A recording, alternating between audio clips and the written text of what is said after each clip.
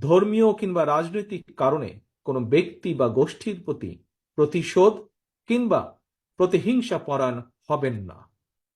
বিশেষ করে সংখ্যালঘু জনগোষ্ঠী কোনোভাবেই যেন হেনস্থার শিকার না হন, সেটি নিশ্চিত করা আমাদের সবার দায়িত্ব।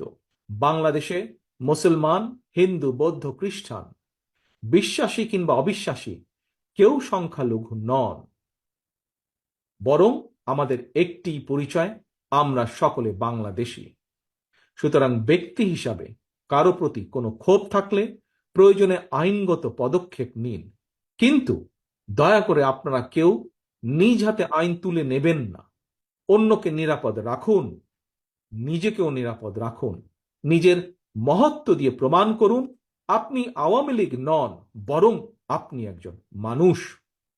আইন শৃঙ্খলা বাহিনী কিংবা জনপ্রশাসনের কেউ অন্যায় করে থাকলে রাষ্ট্রের প্রচলিত আইন অনুযায়ী তাদের বিরুদ্ধে ব্যবস্থা গ্রহণ করা হবে।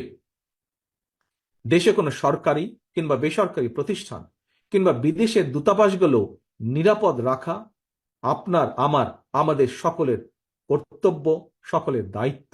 আমি আবারও আপনাদের কাছে বলবো, কোনো অপশক্তি যাতে ছাত্র জনতার সফল বিপ্লবকে লক্ষ্যচ্যুত করার সুযোগ নিতে না পারে, এই জন্য আমাদের প্রত্যেকটি মানুষকে অত্যন্ত সতর্ক এবং সজাগ থাকতে হবে।